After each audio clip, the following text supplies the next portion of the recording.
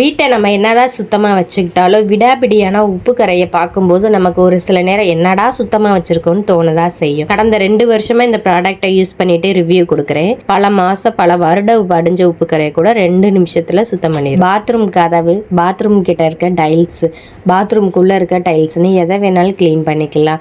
நல்லா காய விட்டதுக்கப்புறம் தண்ணி இல்லாமல் ட்ரை ஆனோடனே இந்த லிக்யூடை ஒரு ப்ரஷ்ஷை வச்சு தேய்ச்சி ஒரு துணியை வச்சு தொடச்சி அடிச்சிட்டா பழசு ஃபுல்லாமே புதுசு மாதிரி மின்னும். அது மட்டும் இல்லை, வாஷ் பேஷன்ஸ், பாத்ரூமில் யூஸ் பண்ணுற டப்பு கப்புன்னு எல்லாத்துலேயுமே நம்ம ப்ரஷ் பண்ணிவிட்டு ஒரு 2 நிமிஷம் விட்டுட்டு நார்மலாக வாட்டர் கொடுத்து வாஷ் பண்ணாலே புதுசு போல் மின்ன ஆரம்பிச்சிடும். இது எத்தனை வருஷம் உப்பு கரையாக இருந்தாலும் உடனடி சொல்யூஷன் கூட சொல்லலாம். சில்வர் பாத்திரம் சுடுதண்ணி போட்டு உப்பு கரை படிஞ்சு போயிருந்துச்சு. இந்த லிக்யூடை தூக்கி 5 நிமிஷம் ஊற வச்சா புதுசு போல் மின்னிருச்சு.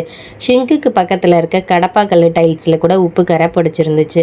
அதுலேயும் போட்டு நல்லா கழுவியாச்சு. இதே டைல்ஸ்னால் இன்னும் புதுசு போல் மின்னும். பாத்திரம் வைக்கிற கூடை, அதுக்கு கீழே வைக்கிற சில்வரில் இருக்க தாம்பூலம்னு எல்லாமே இந்த லிக்யூடை ஊற்றி கழுவியாச்சு.